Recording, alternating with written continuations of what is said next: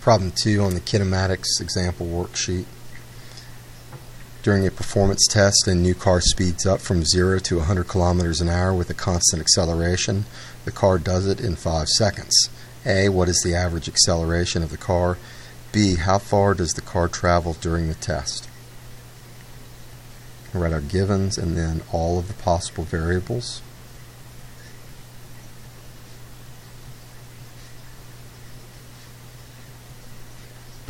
And I'm going to reread the question and try to pick out all the givens. During a performance test, a new car speeds up from 0 to 100 kilometers an hour. So V0 is 0 kilometers per hour, which is 0 meters per second. And the final velocity, 100 kilometers an hour. Immediately I recognize that this is not in the standard SI system. It's okay to leave it this way unless you have another unit. For instance, there's some given is in meters or in seconds further in the question, and then it'd be my suggestion just to convert it to standard SI units. The car does it in 5 seconds. So there's our answer. We need to convert this to at least kilometers per second, and I would suggest meters per second. Also, it does say that the car speeds up with a constant acceleration. Those are the most difficult problems we're going to deal with, is where we have changing velocity, but it's changing at a constant rate. A is constant. We won't have problems where A varies. All right, I run those. What is the average acceleration of the car? And how far does the car travel during the test? So we're looking for delta D, or we're looking for D1 if D0 equals 0 meters. That would be my suggestion. Always put the initial position of the object at 0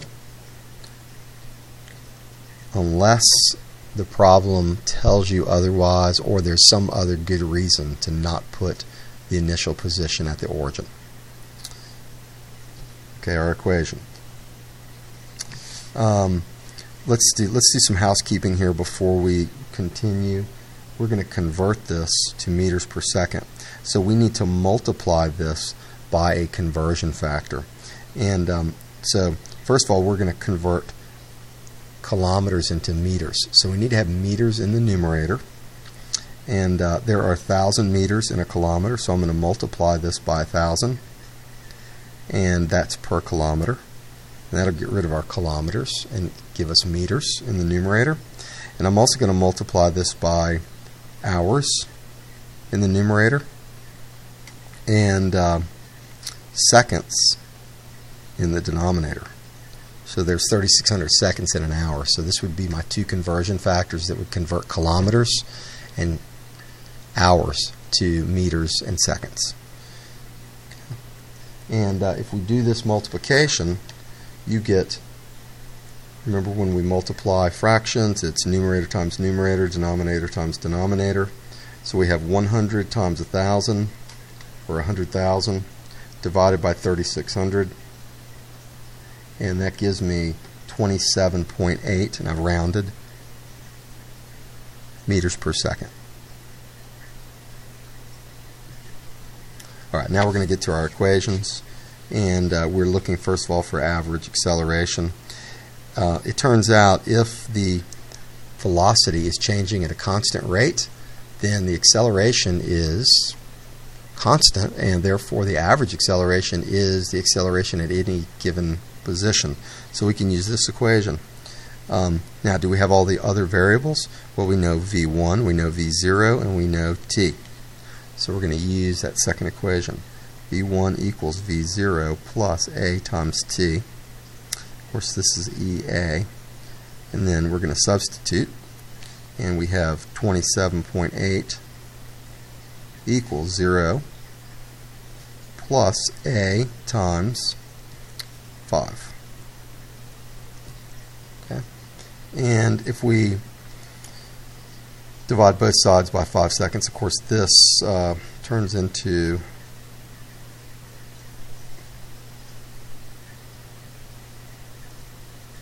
Divide both sides by 5 seconds. And we get our answer, which is A equals, what am I calling here? I'm kind of getting away from the way I do this in the standard way. A equals 27.8 divided by 5, or 5.56 meters per second squared. Just a side note, when you divide meters per second by seconds, you get the rate of change of velocity. So this is literally the rate of change of velocity meters per second. And you can convert this, you can simplify this. When you divide by a number, you can multiply by its reciprocal. So this is the same as this.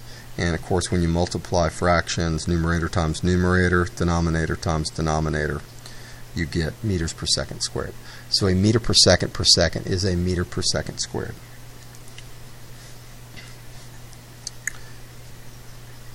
Alright, equation B. We're looking for delta D, or because we assume D0 is 0, we're looking for D1. And so let's look at this first equation. We know D0, we know V0, we know T, and we know A. So we can use that first one. D1 equals D0 plus V0 times T plus 1/2 A T squared. We're going to substitute.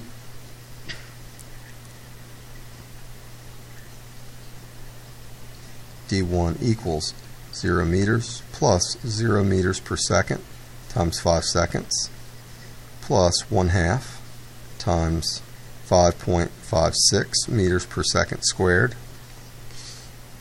times 5 seconds squared. And 0 plus 0 is 0, and we end up with 1/2 times 5.56 times 25. And D1, and delta D, equals 69.5 meters. Now let's look at our graphs. Again, we have motion with constant acceleration. The object is starting from rest and is moving in the positive direction, and its rate of change of position, or its velocity, is changing at a constant rate, which is A. So we have a object that's starting at 0 at rest, but it slowly speeds up, and that speed changes at a constant rate starting from 0, and the acceleration is constantly positive. So those are our graphs again.